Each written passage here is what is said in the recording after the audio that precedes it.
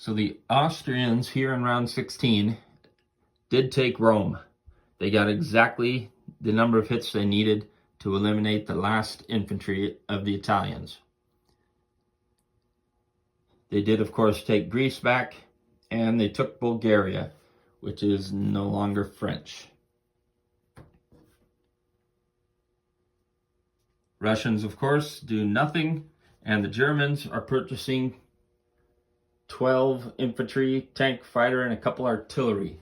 They've got multiple attacks into Switzerland with 2 infantry, into Burgundy with 3 infantry, and everything into Paris. This does look like, even though they got 5 fighters and probably will end up with their superiority, it's possible the Allies get the better outcome here. But as the Germans, I'm not as concerned since Rome is gone, and there's just not, despite all the Americans that all could be transported, that's nearly 20 units there that could be transported here. It's not enough. So with Rome under control, I feel like this is a gamble that they can do. And we're taking Burgundy as well anyway. So we'll see how the Germans do in Paris coming up. So the German attack into Paris was not bad. It took a lot of infantry from the French, like 17 infantry, and the Germans are down to three infantry themselves.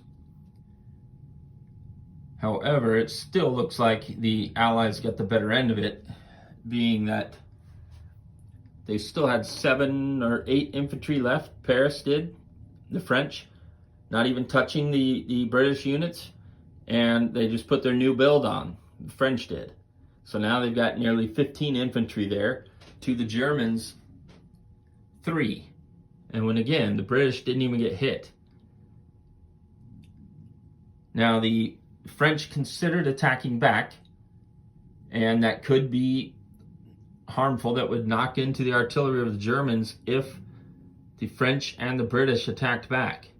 But I decided instead to just build up more stacks of infantry, forcing the Germans to either move in all their new infantry and attack again, or retreat. If they attack again, they're just going to hit walls of infantry.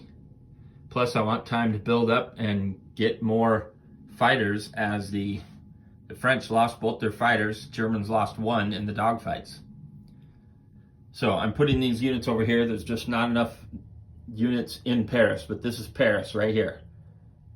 So still pretty strong. And it's going to take a couple turns for the base of the Austrians to get up here and help. So this is not an automatic Central Powers win since they took Rome. At any rate, the French didn't do anything else other than moving their transports into the Mediterranean. And so those American units will be going somewhere. The British are buying a fighter, artillery, and 11 infantry. They are attacking into the Syrian desert from 2 locations, and into Ankara with just 1 infantry to take it. That's it for their attacks. Everything else will be moving both into Paris and from London to the mainland of Europe. And that is it for the British turn.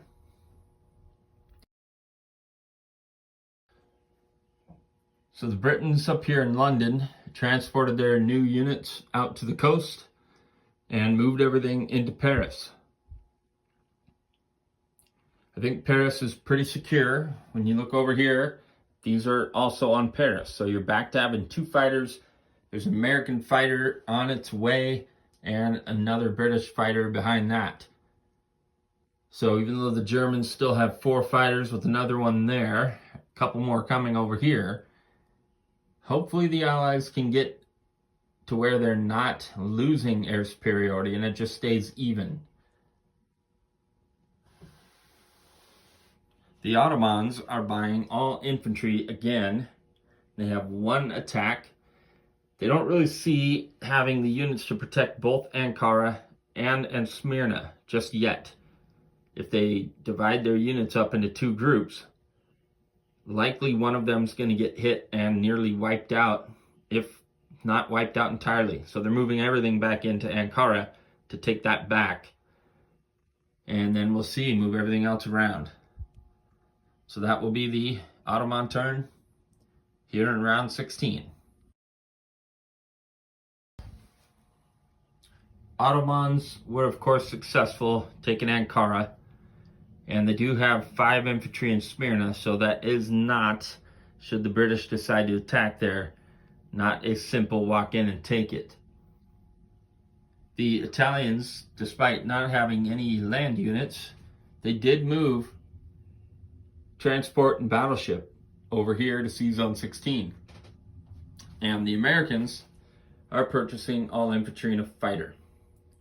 Kind of trying to get fighters with all the Allied nations, or those that can afford it, because we don't want the Germans to overwhelm Paris. The Allies have moved units into the Mediterranean, both the French early in the turn and 3 American transports, so that is 10 infantry, 2 artillery attacking in Tuscany with those from Piedmont. We are leaving 1 infantry behind, and we are not bringing in that fighter. It will be going to Paris.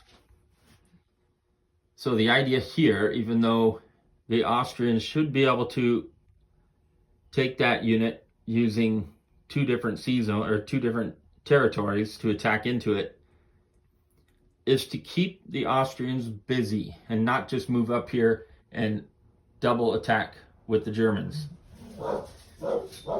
The Americans are also going to try and sink this battleship. All they need is 1 hit.